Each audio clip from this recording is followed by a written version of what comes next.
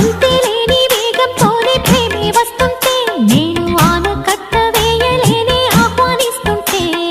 పట్టే తప్పే విరహంలోనే మునిగిపోతుంటే ఇంకా క్షేమంగానే జీవిస్తాని చెయ్యందిస్తుంటే